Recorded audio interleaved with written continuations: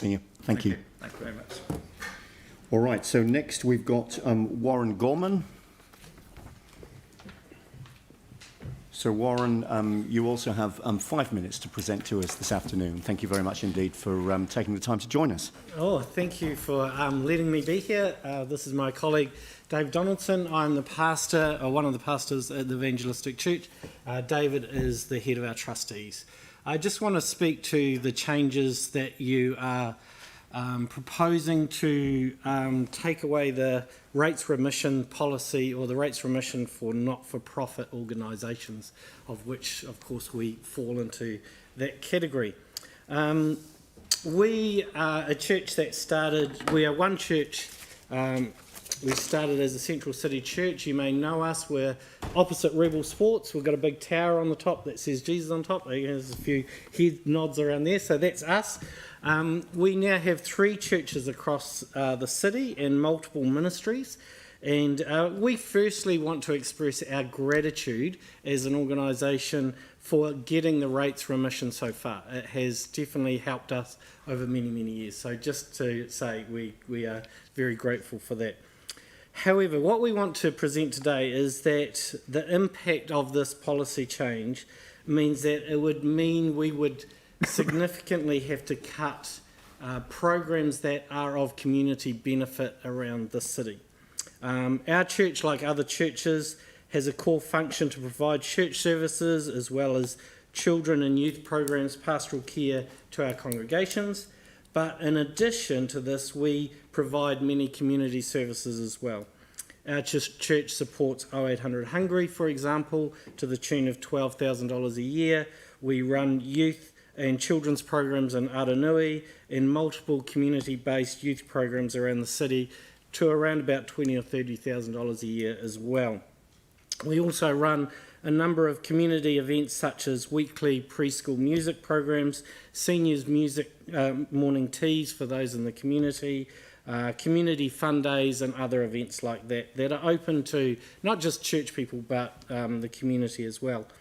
Essentially, we use all of our income that we get, both from donations from within our church as well as historic investments that we gain some income off, to benefit people in our church as well as fund these community ministries that we have.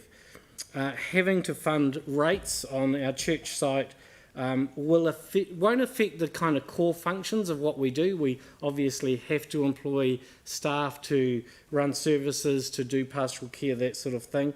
But it would affect those community programs because I suppose they're an extra that we do as a church to bless our city. And if we've got the money to do them, we do them. If we haven't got the money to do them, we can't. So we're basically appealing to you, I suppose, as a church, as one of those not-for-profit organisations, to reconsider that policy, especially in a year that's been pretty tough on us with COVID, and we have had a reduction of income because of that as well. So we're probably joining a chorus of others who have presented to you and appealing for a change to that policy.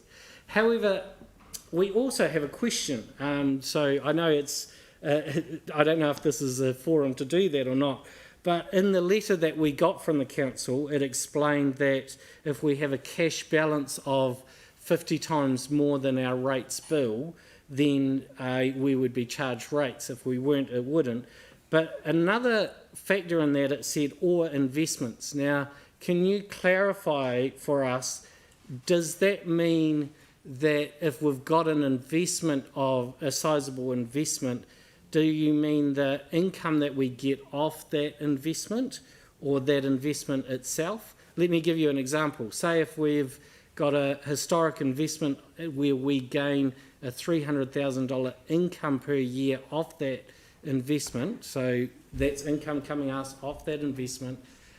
We use all of that $300,000 for ministries and communities ministries, all that sort of thing. So we'll show a close to zero balance at the end of the year.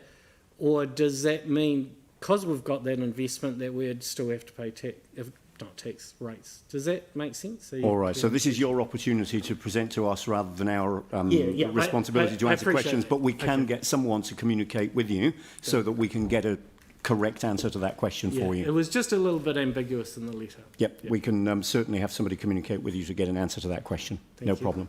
Cool. All right. Anything further you wanted to add? No, that's it from That allows time for just one question if there is one. Sam? Yeah, thank you for coming in. So what would the quantum of your rates remission be each year? That's what we don't know, because we've never been actually charged rates on our church building, because historically we've always had that. But I'd imagine because of the significant location it is on the corner of Colombo and Morehouse Ave, I would, your guess, 20k a year, something like that. 20,000. Okay, thank you. Again, we can get that information to you outside of this meeting, and we'd be happy to do so. All right. Thank you very much indeed for taking the time to come along and speak with us this afternoon. Yep. And you've delivered a very clear message. Thanks very much indeed. Thank you. Thank you.